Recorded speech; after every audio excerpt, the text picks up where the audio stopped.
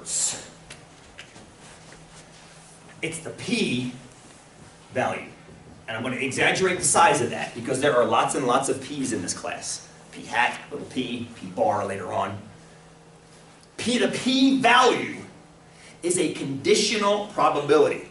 It is the probability that we got the data we got, assuming the null hypothesis is true. Now, that's the general statement of a p-value.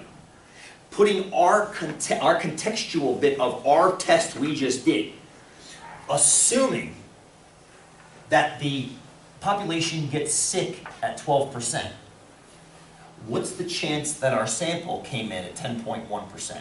Now, before we do any analysis, you and I and all of us go, that's a 2% drop, that's nothing. But the problem is that when you calculate this mathematically, statistically, significantly, you end up getting a p-value that ends up being 3.22%.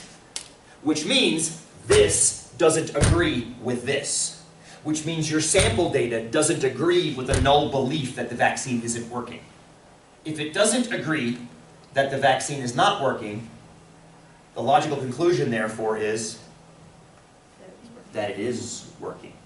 You know what this is almost exactly the same as? It just hit me. You guys just pulled 5 black cards. That's almost the same probability. Remember, first day of class, I said you can leave as soon as somebody pulls a red card. What was the probability of that? Almost exactly that, if I remember. I don't remember exactly, but it was 1/2 to the 5th power. It's 1 in 32, which I think comes out to almost that.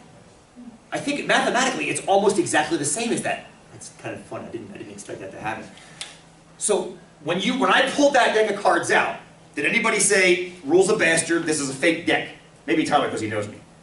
But nobody assumed the deck of cards I pulled out of my pocket was a bad deck. But then the cards came out. Black card, black card, black card, black card, black card. And by the 5th black card, what was everybody in this room thinking?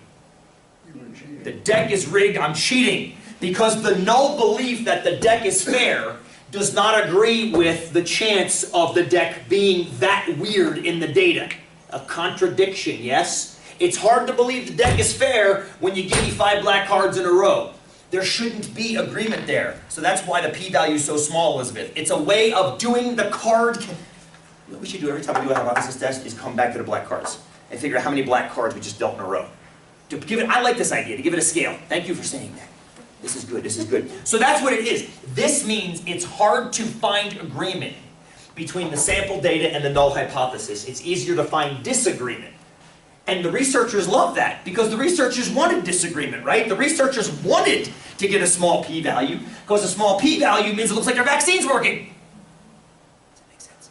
You guys buying that? Ask me more questions. So basically anything under 5% is going to... We're going to, yes, and until your last project, which I'm still freaking writing, we're going to keep it at 5% as a comparator. Does everybody hear Brian's question? This is a good one. Anything under 5% is going to trigger our result. Now, somebody always asks me the greatest question. Have you thought of it yet? If we use that as a guideline. You haven't thought of it yet. I'm not going to say it. I'm going to let it come up organically. How do you know what the 5% is? Say that again. How do you know what the 5% is? That's a question the project will attack. It shouldn't, in reality, it shouldn't always be 5%. It depends on what kind of error you want to avoid more. If you want to deathly avoid a type 2, I would slide that 5% up to 10, 15, 20% even.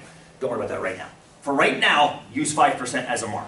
For right now. Until we get the, I like doing this kind of accumulatively, get the idea of that line in the sand and missing the line of sand, and then we can talk about when the line should move. What if it's exactly 5%? That's the question. What if it comes in exactly as 5%? What if your data comes back and it's 0.500000? What do you do then? Think about that during your break. I've got what I think is a wonderful answer that I've thought about for years. Collect one more piece of data. Well, or way more pieces of data. That's actually my answer, is go get more samples. Because what'll happen, and we'll do this with technology when you guys get back from your break, with a larger sample, the same difference will be more, if the same difference is maintained, will be more statistically significant. We'll come back to that. I want to come back to that using technology. Aaron, that's good. I wouldn't buy it either, what I just said. Let's take 5. Take 5, get some air, get some water, come back in. Let's try to use technology to answer these questions. No, Brandon, go. So the negative 1.85. Sir, yes, sir. Go. Are we gonna need to calculate the p-value from? Nope. So as long These as, do it all for us. well, so as long as that is more than 1.64, we On a Z curve, yes. The T curves are a different story. Right. But don't worry about that. Yes. So okay. Yep. If you're keeping that 5%, 1.64 in your head, the best part is you don't even have to worry about the 1.64. Honestly, because the technology these days vomits out the p-value automatically for you. Okay. Nobody even, if you look at any published article in the past 20 years, they don't refer to the 1.64 ever. They only give you the test statistic they got, the 1.84, and the p-value associated with it. They bypass this critical blue region and just tell you, did you land out here or in here by giving you that. Okay. They've realized that that third piece of information is redundant. Cool? Great Yep. questions, all of which we're going to answer again and again and again in here. Yes, I love it. Please, David. So if you're trying to avoid a type 2 error, Mhm. then you'd allow that percentage to be bigger than. Bigger. This would still sneak in, if it was a bigger percentage, this would still be significant, right? Yeah. But the idea is, and we've only briefly brushed on this, type 2s and type 1s are inverse to each other. One gets bigger, one gets smaller. If you want to definitely avoid a type 2, you basically let that confidence go back as far as you can. It just made me laugh because most people are like, oh, we want a type 2 error, but they want that to be small. We always want, and there is one and only one way Copy it to make both of them go down. Straight. And you know the answer is Yeah. more than. Yeah, that's the only way to make them both shrink. That's what I say, once this project is built, I'm very excited about this project that I keep talking about, and I keep whittling away at piece by piece. It was just funny to me that most people are like, we don't want to do it like in the proper type 2 error. So you're trying to avoid a type 1 error. Exactly. And the percentage is already so low. Exactly. I know. You could live with 15%.